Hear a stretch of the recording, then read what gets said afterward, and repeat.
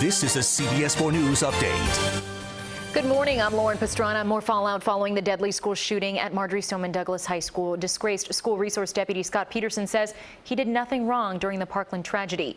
Peterson sent a 14-page letter to the commission that investigated the shooting that left 17 students and staff members dead.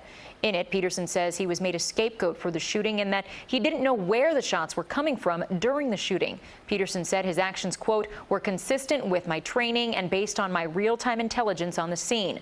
He said his actions were in compliance with the Broward Sheriff's Office active shooter policy. Several parents of Parkland victims say Peterson was a coward for not going into the freshman building to confront the shooter. What was needed that day was real-time courage, and he demonstrated zero courage. He heard all those other shots on the third floor, all those other kids getting shot and killed, and he did nothing. The lead detective on the Parkland case told investigators he felt it was unreasonable to think Peterson did not know where the shots were coming from. The Broward Sheriff's Office is searching for the person who killed a Weston mother of 3. 34-year-old Carolyn Espinosa was found dead in her home in the 3600 block of San Simeon Circle. Deputies have not disclosed how Espinosa was killed or whether there are any suspects. Also in Weston, a longtime teacher has been reassigned pending an investigation after some disturbing charges. Investigators say Vincent Grossi, a math teacher at Cypress Bay High School, had an inappropriate relationship with a minor. He allegedly started a romantic relationship with a 16-year-old student that lasted over 3 weeks. Grossi's bond was set at $5,000. He was ordered to stay away from the teenager. Hurricane season begins in a little more than 4 weeks, and FPL promises it is prepared.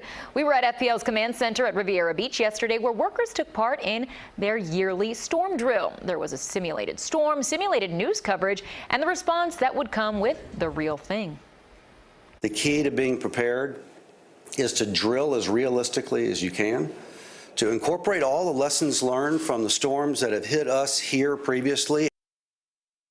FPL says every year it receives and responds to feedback from local agencies and its customers about what it can do better during hurricane season. Now, CBS 4 weather with meteorologist Lisette Gonzalez. All right, good Friday morning and welcome to the first weekend of May. We are waking up to the upper 70s, low 80s.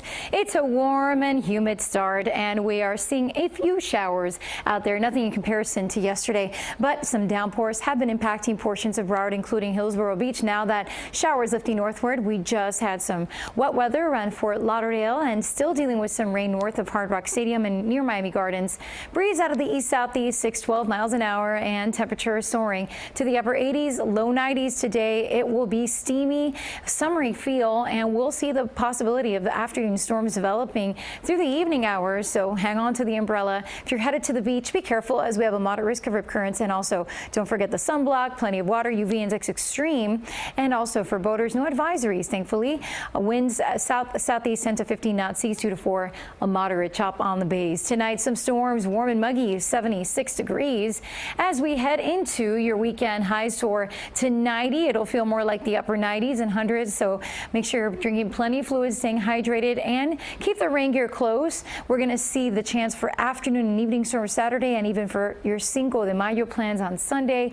That summery pattern continues through early next week, still hot, and then it looks like our temperatures may come back a little bit down to normal as we get into the middle of next week. Lisette, thanks. That's the news for now. You can always find us on CBSMiami.com and tune into CBS 4 News at 5, 6, 7, and 11 for all of today's important headlines.